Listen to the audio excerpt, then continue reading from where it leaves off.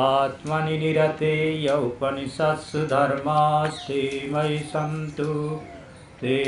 सन्तु ओम शांति शांति शांति। अभी बोलेगा हम नहीं छोड़ेगा, नहीं छोड़ेगा। ओम गड़बड़ करता है। आप्यायन्तु ममाङ्गानि वाक्प्राणश्चक्षुश्रोत्रमथो बलमिन्द्रियाणि च सर्वाणि सर्वं ब्रह्मोपनिषदं माहं ब्रह्म निराकुर्याम् मा ब्रह्म निराकरोद निराकरणमस्तु निराकरणं मे अस्तु तदात्मनि निरते य उपनिषत्सु धर्मास्ते मयि सन्तु ओम शांति शांति शांति। उपनिषद का टाइम हो गया। उपनिषद ब्रह्म का प्रारंभ होने जा रहा। व्रती लोग अभी खाली है, जल्दी आके अपना आसन ग्रहण करे। श्रोता नहीं रहे तो वक्ता क्या बोलेगा, किसके लिए बोलेगा, कौन श्रोता कौन है, कौन सुनेगा? नर्मदा माई सुनेगा ना माता आनंदमयी सुनेगा? हमारा सम्मुख वितराग विद्युत वर्ण श्रद्धेय स्वामी उमेश आनंद जी महाराज विराजमान है। स्वामी जी का अनुरोध करता हूँ उपनिषद प्रवचन ब्रह्म किया जाए। आज बहुत ही सुंदर उपाख्यान है। तत्त्वमसि श्वेत केतु। ये जो तत्त्वमसि श्वेत केतु, ये हम लोग सब श्वेत केतु है। हम लोग आज जितना छोटा है सब श्वेत केतु है। हम लोग का वो ध्यान से श्रवण मनन निधिध्यासन ध्यान से श्वेत केतु का जो ब्रह्मवत्व है उसको उपलब्धि करना है, उसको अपनाना है। उसको नहीं जानने से हम लोग का जो अपना माँ का जो संयम सप्ताह का ये है, अपना को जानना, अपना को पाना, भगवान को जानना, भगवान को पाना, अपना स्वरूप प्राप्ति नहीं होगा। इसलिए आज उत्तम रूप से तत्त्वमसि श्वेत केतु का वेद वाक्य उपनिषद वाक्य श्रवण मनन नीति दर्शन करना। जय माँ। हरि ओम वांग मे मनसि प्रतिष्ठिता मनो मे वाचि प्रतिष्ठितम् आविराविर्मयेधि वेदस्य माणिता श्रुतं मे मा प्रहासीरणेनाधीतेनाहोरात्रान् सन्दधामि ऋतं वदिष्यामि सत्यं वदिष्यामि तन्मामवतु तद्वक्तारमवतु अवतु माम् अवतु वक्तारम् अवतु वक्तारम्। ओम शांति शांति शांति। ओम भद्रं नो अपि वातयमनः। ओम शांति शांति शांति। ओम भद्रं कर्णेभिः शृणुयाम देवाः भद्रं पश्येमाक्षभिर्यजत्राः स्थिरैरङ्गैस्तुष्ट्वांसत्तनुभिर्व्यसेम देवहितं जदायुः। स्वस्ति न इन्द्रो वृद्धश्रवाः स्वस्ति नः पूषा विश्ववेदाः स्वस्ति नस्तार्क्ष्यो अरिष्टनेमिः स्वस्ति नो बृहस्पतिर्दधातु। ओम शांति शांति शांति। ओम यो ब्रह्माणं विदधाति पूर्वं यो वै वेदांश प्रणोति तस्मै तन्मदेवमात्मबुद्धिप्रकाशं मुमुक्षुर्वै शरणमहं प्रपद्ये। ओम शांति शांति शांति। ओम नमो ब्रह्मादिभ्यो ब्रह्मविद्या संप्रदायकर्तृभ्यो वंसरसिभ्यो महद्भ्यो नमो गुरुभ्यः सर्वपप्लवरहितः प्रज्ञानघनः प्रत्यगर्थो ब्रह्मैवाहमस्मि नारायणं पद्मभवं वसिष्ठं शक्तिं च तत्पुत्रपराशरं च व्यासं शुकं गौडपदं महान्तं गोविन्दयोगीन्द्रमथास्य शिष्यं श्रीशङ्कराचार्यमथास्य पद्मपादं च हस्तामलकं च शिष्यं तं तोटकं वार्तिककारमन्यानस्मद्गुरुं सन्ततमानतोऽस्मि श्रुतिस्मृतिपुराणानामालयं करुणालयं नमामि भगवत्पादं शङ्करं लोकशङ्करं शङ्कराचार्यं केशवं वादरायणं सूत्रभाष्य कृतौ वन्दे भगवन्तौ पुनः पुनः ईश्वर गुरुरात्मेति मूर्तिभेदविभागिने व्योमवद्व्याप्तदेहाय दक्षिणामूर्तये नमः। ॐ शान्ति शान्ति शान्तिः।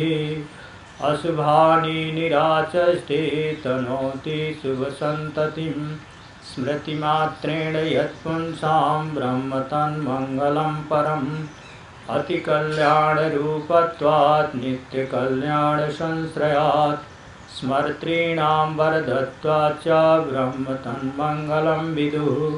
ओङ्कारस्याथ शब्दस्याद्वावेतौ ब्रह्मणः पुरा कण्ठं भित्त्वा विनिर्यातौ तस्मान्माङ्गलिकाबुभाविति यैरिमे गुरुभिः पूर्वं पदवाक्यप्रमाणतः व्याख्याता सर्ववेदान्तास्तान्नित्यं प्रणतोऽस्म्यहम्।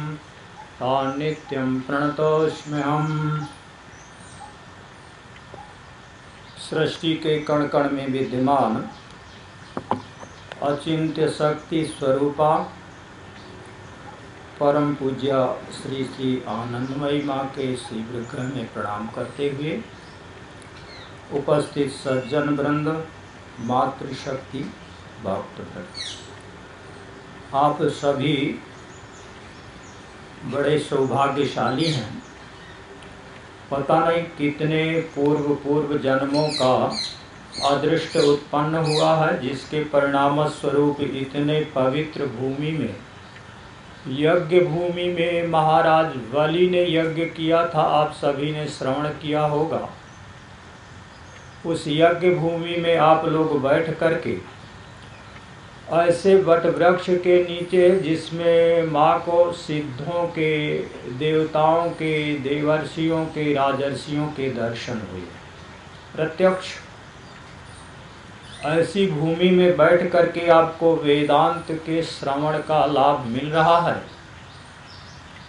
यह श्रवण ऐसा है कि आज नहीं तो कल नहीं तो 10 वर्ष बाद, 10 वर्ष बाद भी नहीं तो 10 जन्म बाद कभी भी यह उपयोग में आ सकता है।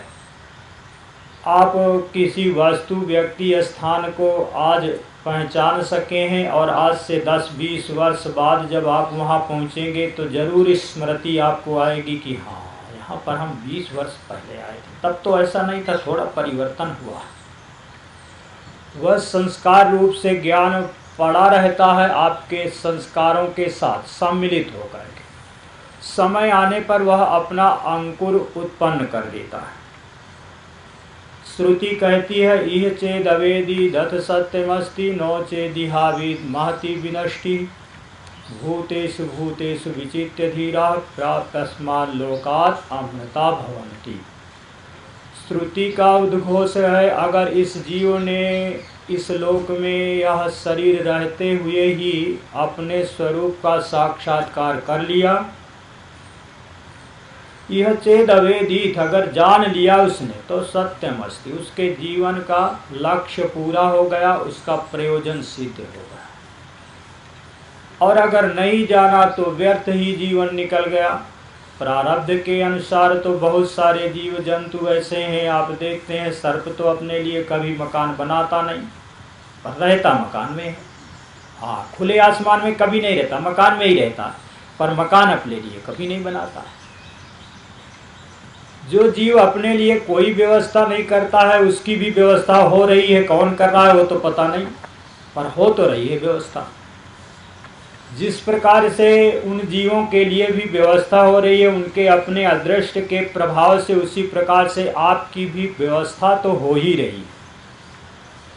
उस व्यवस्था के लिए ना तो समय व्यय करना है और ना ही आपको अपना धन व्यय करना है। धन का और समय का सदुपयोग करना है। उस धन और समय के सदुपयोग के लिए आपको अपने स्वरूप का चिंतन करना है। जैसे माँ ने आदेश दिया है, तुम कौन हो, सबसे पहले अपने आप को पहचानो। जब यह व्यक्ति अपने आप को पहचान लेगा तब उसको मालूम पड़ेगा जितने परिच्छिन्न भावों से युक्त मैं था, अपने आप को सुखी दुखी मान रहा था, वैसा मैं नहीं हूँ। मैं तो बहुत अमीर आनंद स्वरूप हूँ। कल श्रुति के द्वारा उपदेश दिया गया, पिता ने पुत्र को उपदेश दिया, यहाँ पर जो कुछ भी दिखाई पड़ रहा है वह सब सत का स्वरूप ही है। स एषो अणिमा ऐतदात्मविदं सर्वं तत्सत्यं स आत्मा तत्त्वमसि श्वेतकेतो इति भूय एव मां भगवान विज्ञापयत्विति तथा सौम्य इति होवाच। अपने पुत्र को उपदेश दिया पिता ने, यह जो अत्यंत सूक्ष्म अणिमा है, जिसको क्रम से बताया गया था, मन जाकर के कहाँ लीन होता है और वह प्राण जाकर के कहाँ लीन होता है, और प्राण के अनंतर वह आप जाकर के कहाँ लीन होता है, जल, वह जल जाकर के कहाँ लीन होता है, तेज में, उस क्रम से। और वह तेज अपने अधिष्ठानत अपने कारण स्वरूप उस सत तत्व में लीन हो जाता है, उसको जानो।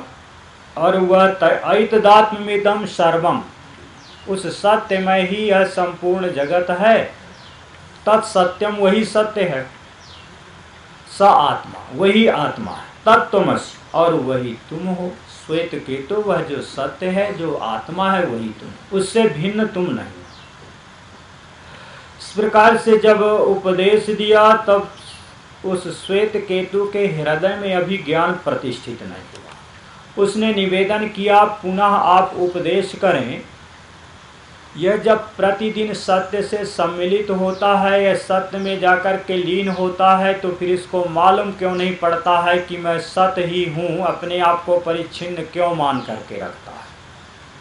उसमें दृष्टांत के द्वारा जैसे मधु तैयार हो जाता है, अनेक पुष्पों का रस उसमें होता है, वह कोई भी वहाँ से आया हुआ रस उस पुष्प का अपने भिन्न स्वरूप को समझ नहीं पाता है जब तक सत्य के साथ एकीकृत होता है। पर दृष्टांत दिया गया था कि वह सदरूपता को स्वीकार करके, माने सत्य के स्वरूप को स्वीकार करके जान करके, भाष्यकार कहते हैं सत्याभिसंधि पूर्वकम चेत उपसंग्रियते तदेव संपद्यते।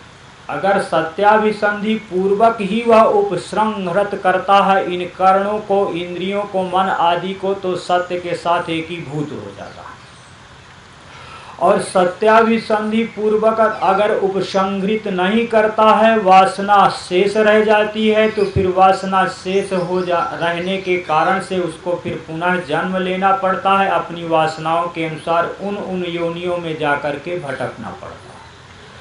अपने पहले पुराणों में कथा सुनाते ना, जो पुराण आदि की कथा सुनाते वक्ता लोग, उसमें सुना होगा आपने कि ये जैसे धान्य होते हैं, जैसे चना होता है, उसको भून देते हैं, चने को भून देते। अच्छा, भून देने के बाद भी उस चने में शक्ति रहती है, जो व्यक्ति उसका उपयोग करता है उसको तुष्टि भी मिलती है, पुष्टि भी मिलती है। पर एक प्रकार की शक्ति उसकी नष्ट हो जाती है, पुनः वह अंकुर उत्पन्न नहीं कर सकता। यह जो साधक है, यह अगर सत्याभिसंध पूर्वक जा करके सबसे सम्मिलित होता है तो पुनः जन्म इसका नहीं होता है। अगर सत्याभिसंधि पूर्वक वह सम्मिलित नहीं होता है जा करके सत से, तो पुनः जन्म इसका होता है। ते यह व्याघ्रो व सिंहो व वृको व बराहो व जैसा भी जिस योनि का होता है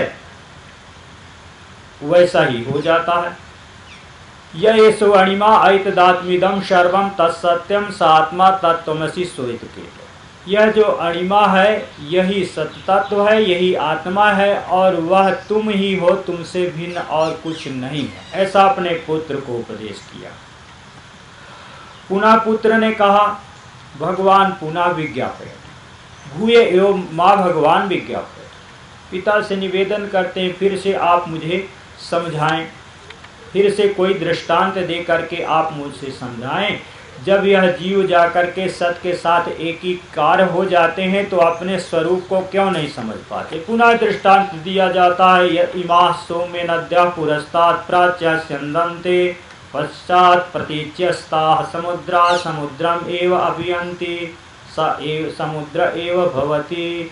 जैसे बहुत सारी नदियां इधर से उधर से दौड़ती हुई सब जा करके समुद्र में लीन हो जाती, समुद्र रूप ही हो जाती और वह अपनी पृथक सत्ता स्वीकार नहीं कर पाती। मैं गंगा हूँ, मैं यमुना हूँ, इस प्रकार से उनका नाम रूप कुछ रह नहीं जाता है, उनकी सत्ता समाप्त हो जाती। स य एषो अणिमा ऐतदात्म्यमिदं सर्वं तत्सत्यम सात्मा तत्त्वमसि। जैसे वह नदियां जाकर के विलीन हो जाती हैं अपने स्वरूप में, नदियां अपने स्वरूप में ही, सत्य में अपने स्वरूप, वही स्वरूप है नदियों का। नदियों का जो प्रवाहित स्वरूप है ये स्वरूप नहीं, जिस स्वरूप में जाकर के लीन हो जाती हैं और अपना नाम रूप कुछ शेष नहीं रहता है, वही स्वरूप है। वहीं से नदियों का उद्गम हुआ था, हिमालय आदि से उद्गम नहीं होता। उद्गम तो सरोवर से, माने सागर से, समुद्र से ही उद्गम। वो मेघों के द्वारा एक एक बिंदु करके शोषित किया जाता है, फिर वह जा करके वर्षा होती है, फिर उसी से नदियां प्रवाहित होती हैं, फिर वो अपने कारण की तरफ चलती हैं। स य एषो अणिमा ऐतदात्म्यमिदं सर्वं तत्सत्यम स आत्मा तत्त्वमसि श्वेत केतो। यह जो सूक्ष्म तत्व है वही आत्मा है, वही सत्य है और वही तुम हो श्वेत केतो। ऐसे पिता ने उपदेश दिया। जब उपदेश दिया तो भूय एव माँ भगवान विज्ञापयत, पुनः निवेदन किया श्वेत केतो ने, पुनः आप फिर से हमें समझाएं, अभी बात पकड़ में नहीं आई। जब ऐसा कहा तब पुनः समझाते हैं पिता।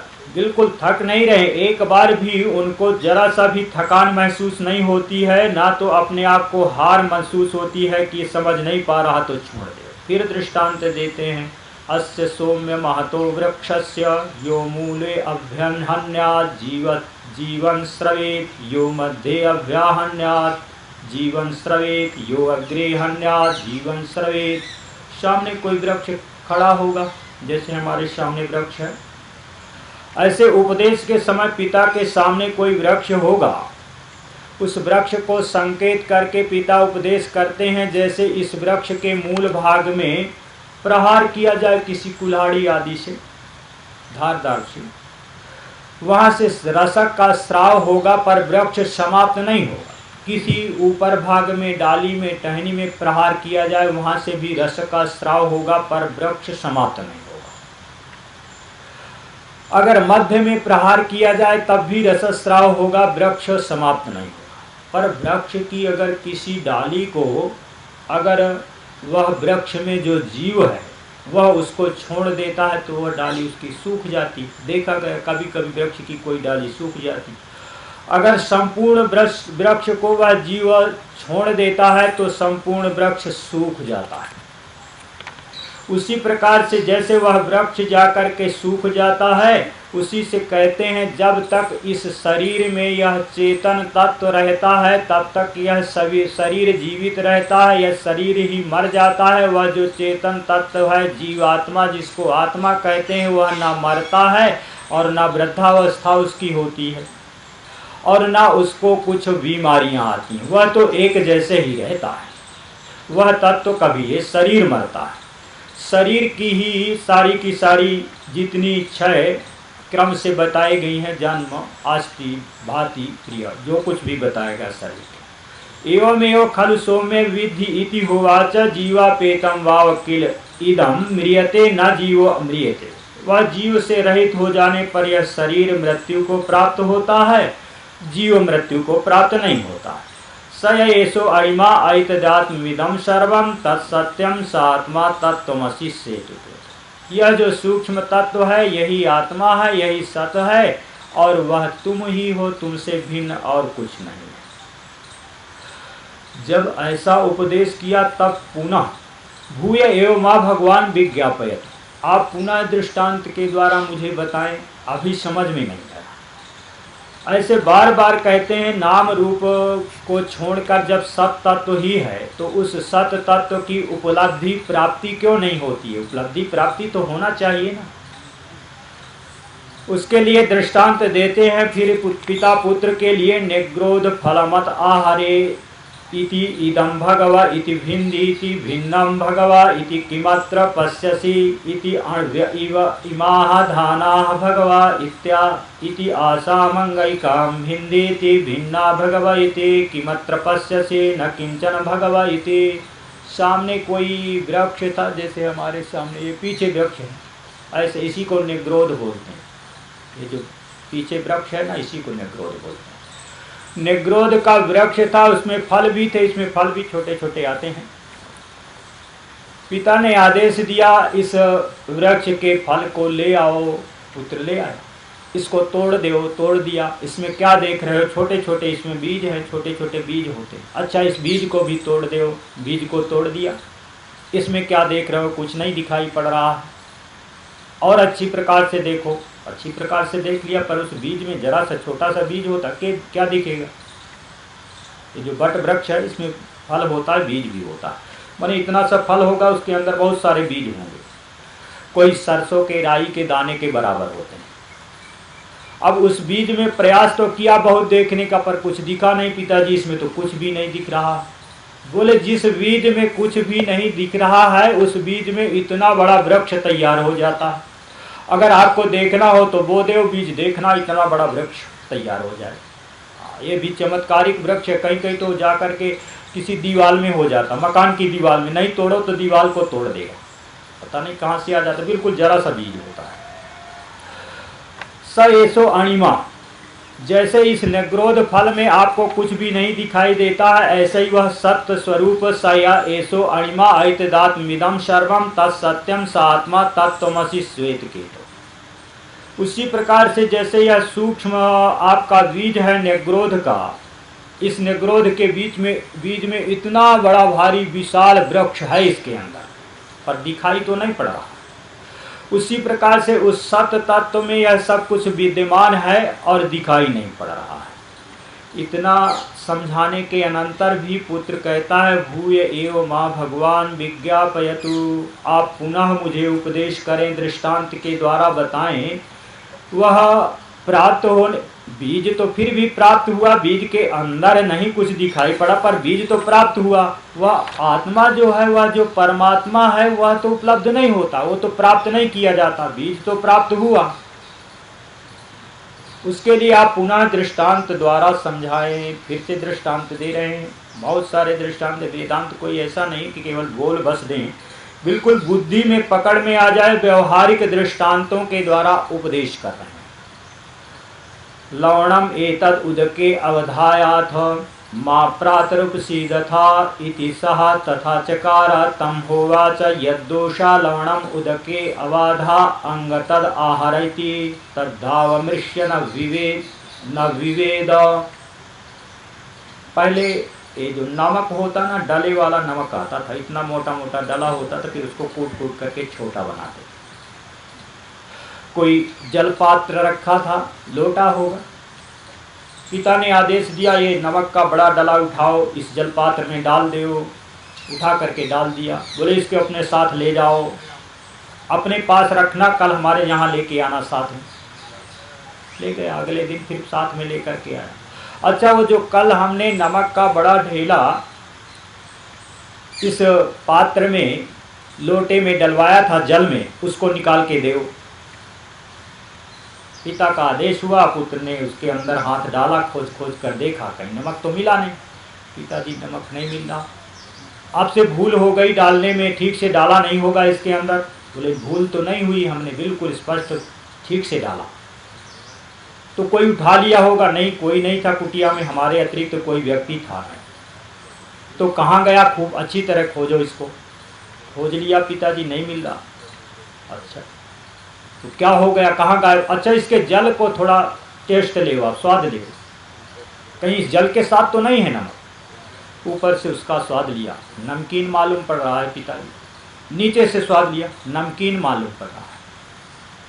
दृष्टांत के द्वारा समझाया, जिस प्रकार से इस जल में नमक विद्यमान है, विद्यमान होते हुए भी उस नमक की उपलब्धि नहीं हो रही है, वह अन्य किसी प्रमाण के द्वारा नमक प्राप्त हो रहा है। स येषु अणिमा ऐतद्यात्मविदं सर्वं तत्सत्यं स आत्मा तत्त्वमसि श्वेत केतो।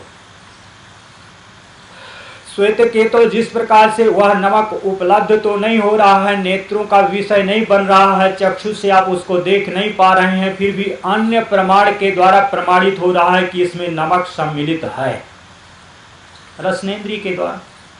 उसी प्रकार से वह जो सत तत्व है, वह सत्व वही आत्मा है और वह तुम ही हो, तुमसे भिन्न और वह कुछ भी नहीं, तुम आत्मा स्वरूप ही हो। जब ऐसा उपदेश दिया तब पुनः पुत्र ने कहा, भूय एव भगवान में विज्ञापयतु।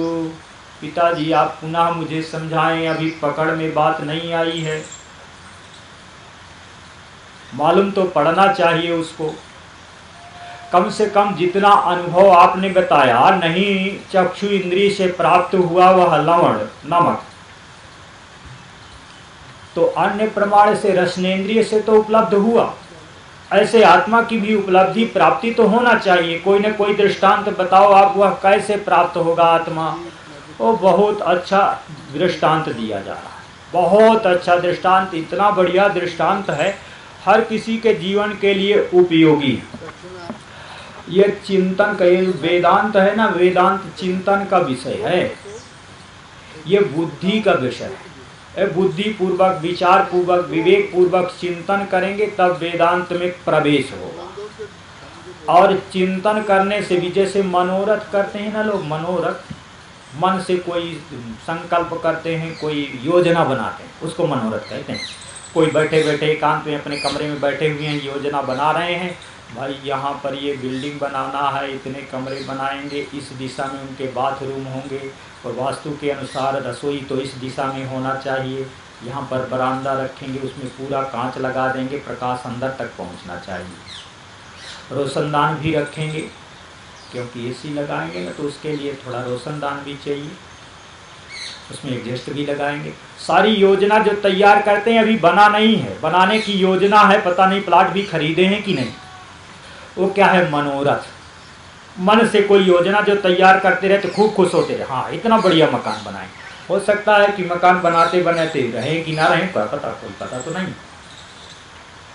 उसको कहते हैं मनोरथ। जैसे वो मनोरथ करते हैं ना, उस मनोरथ के अनुसार यहाँ पर एक दृष्टांत दिया गया, उस दृष्टांत के द्वारा पूरी तरह से स्पष्ट समझा दिया गया है कि कैसे आत्मा के स्वरूप का ज्ञान होगा। जिस प्रकार से लवण की उपलब्धि हो रही है अन्य प्रमाण से, उसी प्रकार से उस आत्मा का भी ज्ञान होगा, पर उसके लिए प्रक्रिया क्या है? यथा सौम्य पुरुषं गंधारेभ्यो अभिहनदाक्षम आनीय तम ततो अतिजने विसृजे स यथा तत्र प्रांगबोध उदंगवा अधरांगवा प्रत्यंगवा प्रथमायीत अभिनद्धाक्ष आनीतो अहम अधनाक्षो विसृष्टः। कोई एक गांधार देश है, बताते हैं इधर है कहीं, माने पाकिस्तान के उस साइड में, कौन? हाँ, उसको गांधार देश बोलते हैं। वही काम। उस गांधार देश में चोर पहुंचे, कोई अमीर व्यक्ति था, उसके यहाँ चोरी किया, और पता नहीं उस अमीर व्यक्ति ने किसी को पहचान लिया, क्या बात हुई, उस चोर के आंख में पट्टी घर का जो मालिक था, जो अमीर व्यक्ति था, उसके आंखों में पट्टी बांध दिया, उसको साथ साथ पकड़ करके ले गए चोर लोग, और दूर जंगल में जाकर के छोड़ दिया। जब और वो चोर अपना चोरी करके सब माल ले करके चले गए, जितना भी सोना आदि जो कुछ भी उनको मिला सब ले करके बांध करके चले गए, उस मालिक को वहाँ छोड़ गए जंगल। जब सवेरा हुआ उसको मालूम पड़ा कि अब प्रातः हो गया होगा, अब वो शोर मचाना शुरू किया। आंखों में तो पट्टी बंधी थी, पट्टी बांध करके लाए थे, इसलिए उसको मालूम नहीं पड़ा कि मैं किस दिशा में हूँ, कहाँ पर, किस देश में हूँ, किस दिशा में हूँ। आँख में पट्टी बंधी होने के कारण से इधर उधर कहीं चलता फिरता था तो जंगल में छोड़ रखे थे, कहीं कांटों में उलझ जाता था। बेचारा बहुत दुखी, जोर जोर से शोर मचा रहा था, मुझे चोर पकड़ करके ले आए हैं, मेरे आँखों में पट्टी बंधी हुई है, कोई सुन रहा हो तो इस पट्टी को खोल दे। बड़ा शोर मचाया। कभी से कोई ग्वाले वाले, कुछ बकरी वाले लोग आए होंगे, उन्होंने सुना भाई क्या बात। जा करके देखा तो कोई व्यक्ति इधर उधर लुढ़क पुढ़क रहा है, कभी गिर जा रहा है, बहुत जगह खरोंच चोट कांटे वाटे लग गए हैं, बड़ा दुखी है बेचारा। बोले क्या हुआ? बोले चोर पकड़ करके ले आए हैं और उन्होंने पट्टी बांध करके लाए मेरे आंखों में, इसलिए मुझे तो कुछ पता नहीं। मैं गंधार देश का रहने वाला हूँ, आप लोग बताओ वह किस दिशा में है। जब ऐसा उसने कहा तब उन लोगों ने आप्त पुरुष, जो भी वह आप्त पुरुष था, उस आप्त पुरुष ने उसके आंखों की पट्टी खोल दिया और पट्टी खोल के बता दिया अमुक दिशा की तरफ आप इस दिशा में चलते जाओ, जो बीच में गांव आदि मिले वहां पूछ लेना, फिर आप अपने गांधार देश को पहुंच जाएंगे। जब ऐसा उपदेश किया, श्रुति कहती है ऐसा उपदेश करने पर फिर जैसा उसको उपदेश किया गया वैसा ही उसने किया। उसी दिशा की तरफ वह चलता गया। मार्ग में कोई गांव मिलता, कोई व्यक्ति मिलता, उससे पूछ लेता और चलते चलते फिर वह अपने उस गांधार देश को पहुंच गया। स एषो अणिमा ऐतदात्म्यमिदं सर्वं तत्सत्यं स आत्मा तत्त्वमसि श्वेत केतो। वही यह आत्मा है, वही अणिमा, यह जो अणिमा सूक्ष्म तत्व है वही आत्मा है, वही सत है, वह तुम ही हो। वह जो दृष्टांत दिया गया उस दृष्टांत के माध्यम से आप लोग यह सब समझो कि अमीर व्यक्ति धनवान हम ही हैं, और जो हम धनवान व्यक्ति हैं हमारे यहाँ ही चोर आ गए। और वह चोर कौन से थे? काम, क्रोध, लोभ, मोह, मद, मत्सर। शास्त्र में इनको शत्रु बताया। एक भी व्यक्ति ऐसा नहीं है जो बता दे, नकार दे कि ये 6 शत्रु मेरे पास नहीं, सभी के पास है। किसी के पास कामना नहीं हो, असंभव है। क्रोध नहीं आता हो, असंभव है। भले ही समन कर ले, बाहर प्रकट नहीं हो, पर आता तो है, जरा सी बात। लोभ नहीं हो, ऐसा भी संभव नहीं। मोह नहीं हो, ऐसा भी संभव नहीं। पुत्र का फोन आता है ना बाहर से, विदेश, ओह चेहरा खिल जाता है, बिल्कुल बिल्कुल खिल जाता। टेंशन में होते तब भी चेहरा खिल जाता है। बहू को मालूम पड़ जाता है बेटे को फोन आया। मद, थोड़ा सा अभिमान तो होता है धन आदि का, कब माने वैसे तो नहीं मालूम पड़ता है, पर अपने से कोई ज्यादा कमजोर व्यक्ति आया और उससे हम ज्यादा धनी है तब मालूम पड़ता है उस कमजोर व्यक्ति को।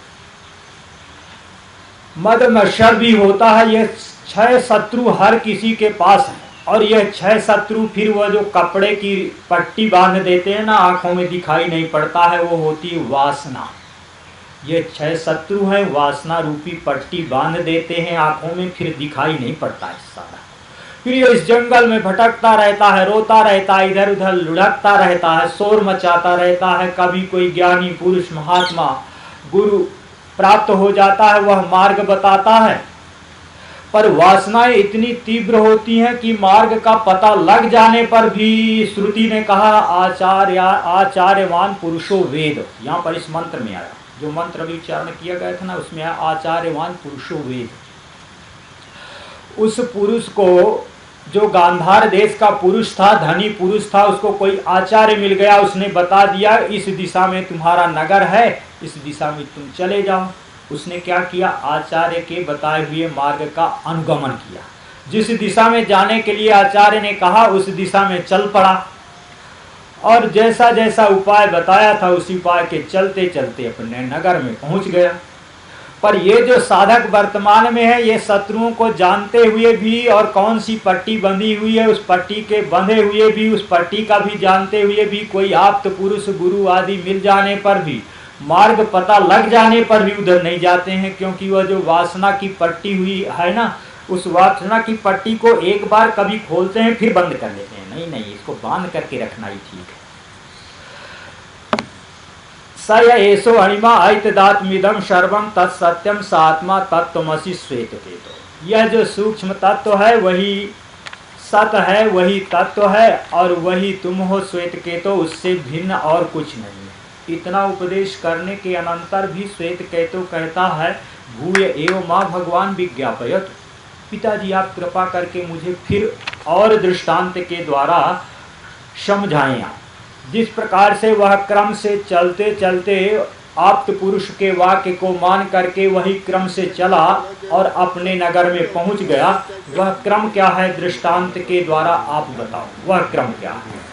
तो दृष्टांत के द्वारा बहुत बढ़िया दृष्टांत दिया जा रहा है, उस दृष्टांत के द्वारा बताया जा रहा है किस क्रम से यह जाता है। वह क्रम से जब चला तो क्रम का दृष्टांत क्या बता रहे हैं। पुरुषम सौम्य उतोपतापिनम ज्ञातयः पर्युपासते जानासि माम इति तस्य यावन्न वांग मनसि संपद्यते मनः प्राणे प्राणस्तेजसि तेजः परस्याम देवतायाम तावत् जानाति। लोक व्यवहार में देखा गया है, पुत्र जब कोई अंतिम समय में पड़ा हुआ होता या बैठा हुआ होता है तो उसके अपने सगे संबंधी पुत्र पत्नी आदि सब चारों तरफ से उसको घेर करके बैठे होते हैं, बढ़िया बढ़िया बात करते हैं या शास्त्र की अध्यात्म की गीता आदि की कोई बात करते हैं और उससे पूछते हैं पर्युपासते जानासि माम, आप मुझे पहचान गए। विदेश से कोई बेटा आता है वो पिताजी आप पहचान गए मुझे। तस्य यावन्न वांग मनसि संपद्यते मनः प्राणे प्राणस तेजसि तेजः परस्याम देवतायाम तावत् जानाति।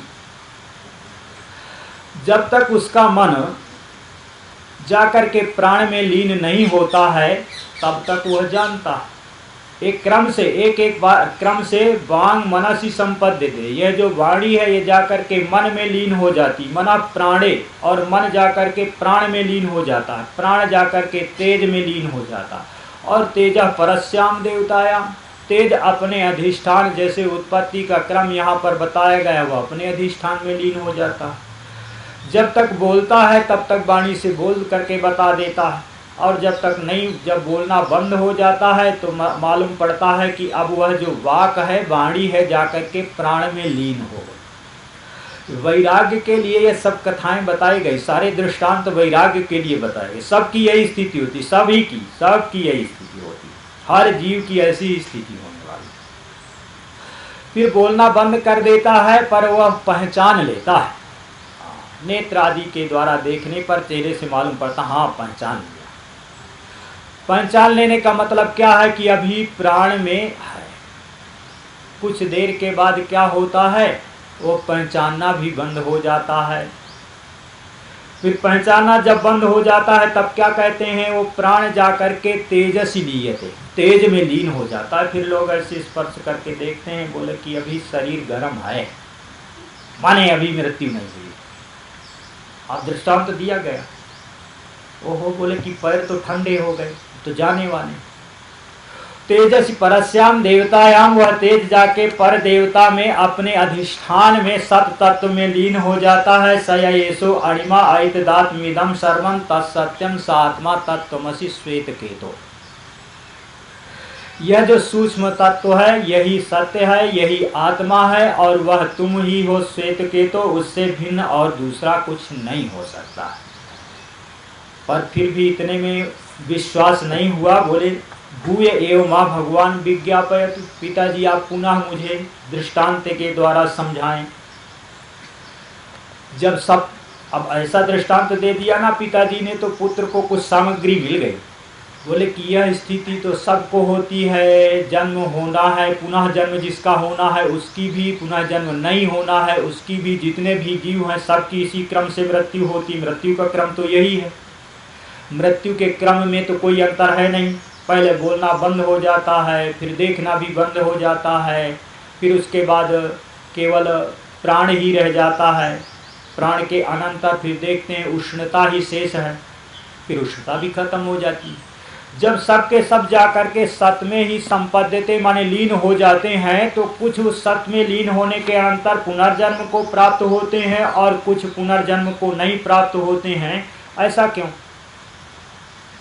उसके लिए ऐसा दृष्टांत दिया गया है, उपनिषद में ऐसा दृष्टांत दिया गया है, मालूम पड़ता पहले लोक व्यवहार में ऐसा प्रचलन होगा। आजकल जैसे प्रमाण देना पड़ता ना, वकील करके रखते हैं, फिर वह वकील अपने उसको जो भी उसका मुवक्किल होता है उसको भी समझा देता है झूठ बोलना, और अपना भी झूठ बोलता है, जा करके कोर्ट में झूठ बोलते हैं दोनों ही वकील भी और उसका सब झूठ बोलते हैं।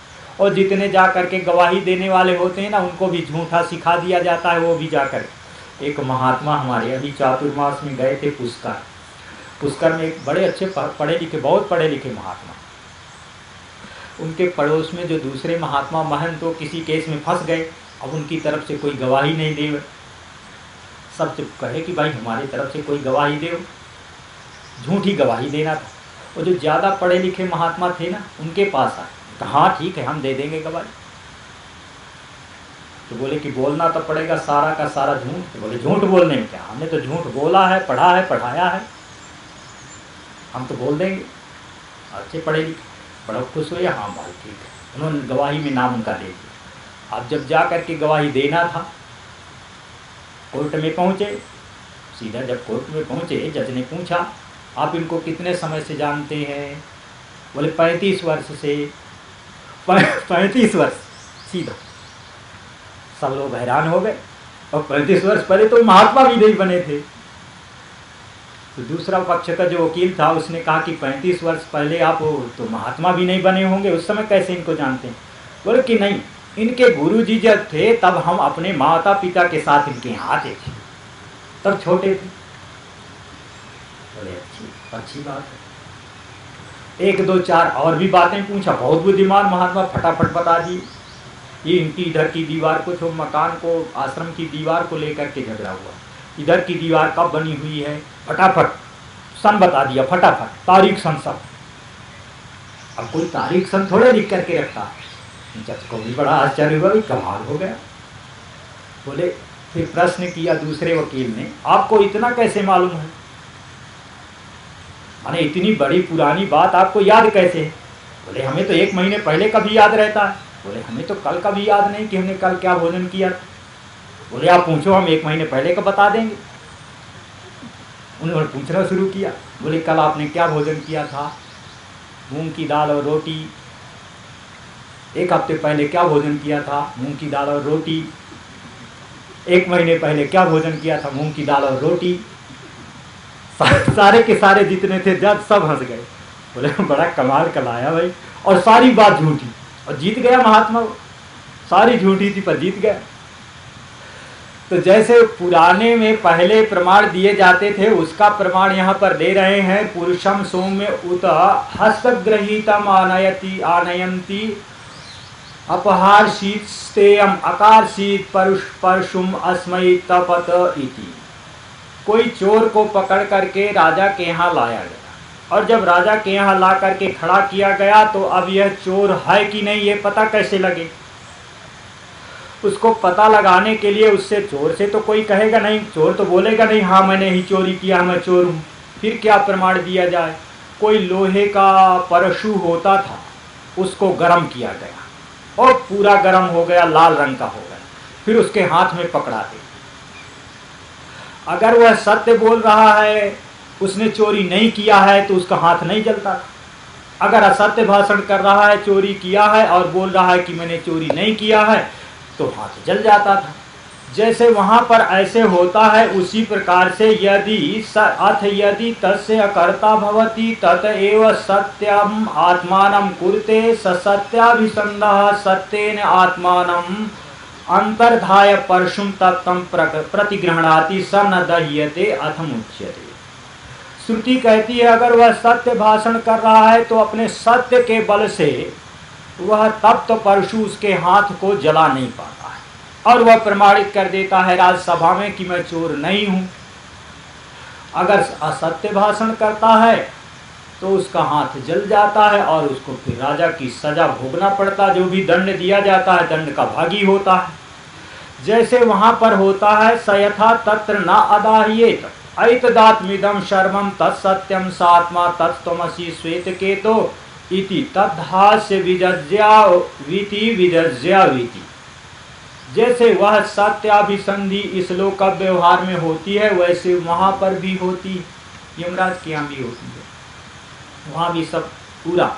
यहाँ तो प्रमाण दिया, यहाँ तो आप लोग दूसरे लोग, हमने सुना है कि लोग दूसरी कैसेट भी बना लेते हैं, आजकल सीडी भी बना ली जाती है नकली। पर यमराज का जो चित्रगुप्त है ना, चित्रगुप्त काम का सेवक है, इस कंधे में बैठता है वो चित्रगुप्त। तो मत सुनाई दे, अच्छा हमें तो समय पूरा करना है ना भाई चालू करवा दे समझ, माने समय तो पूरा होने वाला, पर 5 मिनट उपसंहार करके इनको सुना दें। आदमी बुलाओ भाई, आदमी बुलाओ। हाँ माइक सुनाई देना चाहिए, माने सुनाई नहीं, जब इतने पास वालों को नहीं सुनाई देता पीछे वालों को तो नहीं।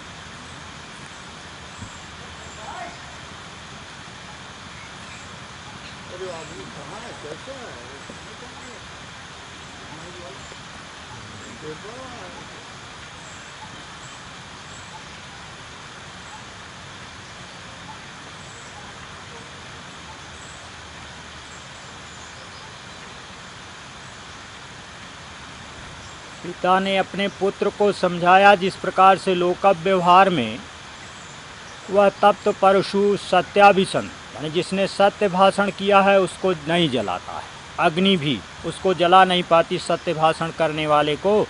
उसी प्रकार से अन्यत्र माने मरने के अनंतर जब शरीर पूरा हो जाता है तो वह सत्याभिसंधि पूर्वक अपने शरीर का दाह किया है, उसने शरीर को छोड़ा है तत्व को जान करके कि नहीं। वहाँ पर मालूम होता है जो तत्व को जान करके शरीर का त्याग करता है उसकी फिर मुक्ति हो जाती है, जन्म नहीं लेना पड़ता। और जो तत्व को बिना जाने ही शरीर का त्याग कर देता है उसकी मुक्ति नहीं होती है, उसको अपने वासना के अनुसार पुनः जन्म लेना पड़ता है और कर्तव्य का पालन भी करना पड़ता है। अच्छा, इस आख्यायिका का इसका तात्पर्य भी यही है। भगवत्पाद आद्य शंकराचार्य जी कहते हैं जो कर्तृत्व भोक्तृत्व का अभिमान इस जीवात्मा को हो गया है उसको गलित करना, उसको कमजोर करना, यही तात्पर्य है।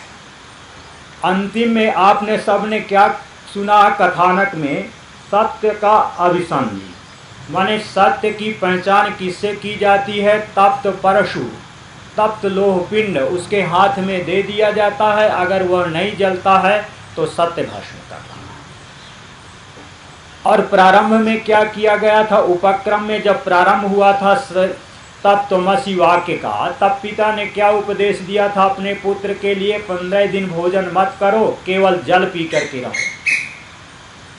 तो प्रारंभ में साधन ये बताया गया था और उपसंहार में साधन ये बताया जा रहा है। दोनों ही साधन ऐसे हैं जो वर्तमान में करना अत्यंत कठिन, बहुत ही कठिन।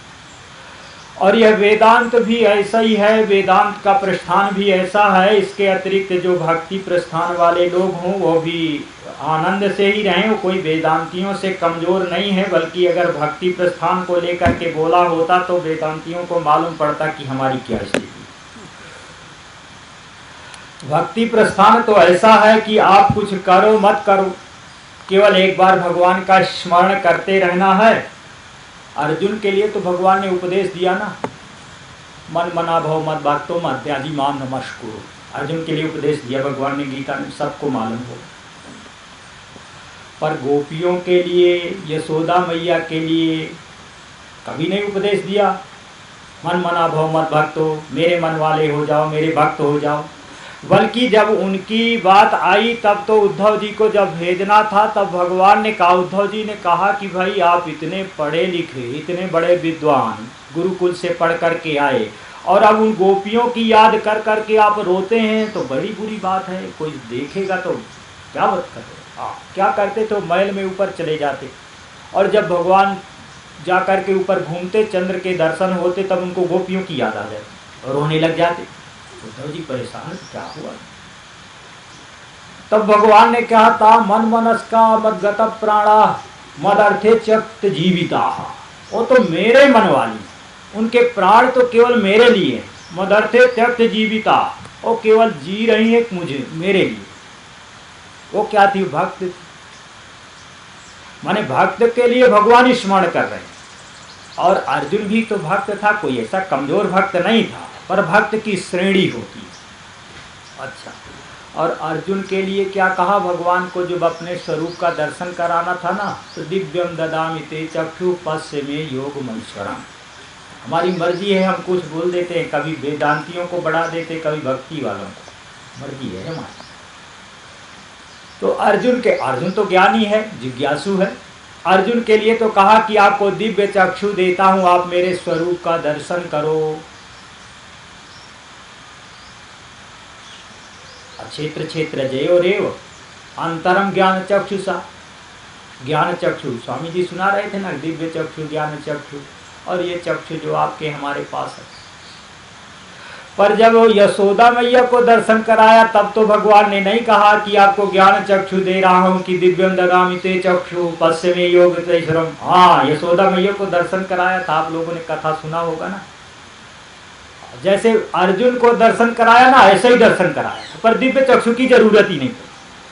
माने भक्त को कुछ करने की जरूरत नहीं, स्तुति करने की जरूरत नहीं, भगवान मुझे आप अपना स्वरूप दिखाओ, दिव्य चक्षु दे दो, कुछ मांगने की जरूरत नहीं। वो भगवान अपने आप सारा काम करते हैं। क्या हुआ, छोटे से बालक थे ना, खेल रहे थे, यमुना किनारे क्रीड़ा कर रहे थे। क्रीड़ा करते करते वो मकान बना रहे थे अपने अपने लिए सब। बोले जितना बढ़िया मकान बनाएंगे यमुना जी के किनारे, उतना ही बढ़िया मकान आगे मिलेगा। कभी खुदड़ी मिट्टी खा लिया, पता नहीं, बच्चे हैं। दूसरे बालकों ने देख लिया, आज तो कन्हैया ने मिट्टी खाई, जा करके माँ से शिकायत कर दिया। जब माँ से शिकायत किया तो माँ ने डांट लगाया, तुमने मिट्टी खाई है। बोले हमने नहीं खाई है। मैया ने कहा अग्रजोपेयम, माने बलराम जी भी कह रहे हैं, माने मैया को बलराम जी पर बड़ा विश्वास, बलराम जी भी कह रहे हैं। भगवान ने सीधे कह दिया, मूल भागवत में आया सर्वे मिथ्या भी संसिना, मैया ये सारे के सारे झूठ बोलते। अब झूठ तो प्रामाणिकता तो पहले से ये थी कि वही स्वयं ही झूठ बोलते थे, बाकी सब सच्चाई बोलते थे। पर सीधे कह दिया सबके सामने, बलराम जी बहुत क्रोधित हुए, ये सब झूठ बोल रहे हैं, मैंने नहीं खाई है। नहीं, सबके सब झूठ बोल रहे हैं, आप सही बोल रहे हैं, ऐसे कैसे? बोले समक्षम पश्य में मुखम, मैया आपको विश्वास नहीं हो रहा तो मैं आपके सामने खड़ा हूं, कुछ ना कुछ तो मिट्टी मुख में लगी होगी, अगर खाया है तो मिट्टी थोड़े तो मुख में लगी होगी ना, आप देख लो। बोले खोलो मुख, खोल दिया। तो भूदीप सहित द्रिनभा समुद्र पाताल दिग्नगर लोकण भूषबाणा, वहां पर वर्णन आया है पृथ्वी, समुद्र, सरिताएं, नदियां, पहाड़, नक्षत्र लोक, चंद्र लोक, सूर्य लोक, और एक नहीं सारे बड़े बड़े ब्रह्मांड, कई ब्रह्मांड इधर आए, ब्रह्मा विष्णु महेश शिव सब, और नंद बाबा का मकान भी सब दिखाई पड़ रहा है। और कोई मकान के अंदर यशोदा मैया भी, और पकड़ करके खड़ी भी है। और मैया को लगा कि हम क्या देख रहे। तो पश्य में योग महेश्वरम, भगवान ने अर्जुन के लिए तो कहा कि आपको पहले दिव्य चक्षु दूंगा तब आप मुझे समझ पाए, और मैया को दिव्य चक्षु की जरूरत पड़ी नहीं। तो जो भक्ति प्रस्थान वाले हों, माने जो जहाँ का अधिकारी हो, जिसको जिसमें रुचि हो, अच्छी लग रही वो बात, वो बने। जो जिज्ञासु हो वेदांत का, वेदांत तो बुद्धि का विषय है, बुद्धि से गम्य है। अच्छा, दोनों ही मार्ग हैं, गंतव्य तो एक ही, पहुँचना वहीं से है, चाहे आप ट्रेन से जाएं चाहे प्लेन से जाएं। दिल्ली अगर पहुँचना है, दोनों मार्ग हैं। गंतव्य में पहुंचना है तो मार्ग की जरूरत पड़ती है, पर मार्ग जो आपने पकड़ करके रखा है उसी को पकड़ करके रखेंगे तो थोड़े सुगमता हो। कोई भक्ति प्रस्थान में चल रहा है तो उसको बदलने की जरूरत नहीं है, वह वहीं पहुंच जाए। और कोई वेदांत के प्रस्थान में चल रहा है तो उसी को पकड़ के रखे, एक को पकड़ करके रखे। हम लोग तो आचार्य है ना, सब कुछ पढ़ना पड़ता है, पढ़ाना पड़ता है, तो पढ़ते पढ़ाते समय सब ग्रंथ भी देखना पड़ता है। माने अपने प्रस्थान के, माने ये जो है आपको कहते हैं ना आस्तिक और नास्तिक, तो आस्तिक की तो बात भी छोड़ो, हम लोग नास्तिक ग्रंथ भी पढ़ते हैं, देखते हैं, उनको भी पढ़ करके रखना पड़ता है। कभी कोई बात पूछ ले तो क्या हो, अभी स्वामी जी ने कह दिया कि आप तो पुराण भी जानते हैं, नर्मदा जी के बारे में बताओ, तो हमें देखना पड़ा, तो सब देख करके रखना पड़ता है। तो यहीं पर विराम करेंगे। हरि ओम। आप्यायन्तु ममांगानि वाक्प्राणश्चक्षुश्रोत्रमथो बलमिन्द्रियाणि च सर्वाणि सर्वं ब्रह्मोपनिषदं माहं ब्रह्म निराकुर्यां मा ब्रह्म निराकरोद निराकरणमस्तु निराकरणं मे अस्तु तदात्मनि निरते यौपनिषत्सु धर्मास्ते मयि सन्तु ओम शांति शांति शांति। शंकरं शंकराचार्यं केशवं बादरायणं सूत्रभाष्य कृतौ वंदे भगवन्तौ पुनः पुनः। ईश्वरो गुरुरात्मेति मूर्तिभेद विभागिने व्योमवद्व्याप्तदेहाय दक्षिणामूर्तये नमः। ओम शांति शांति शांति। ओम किया।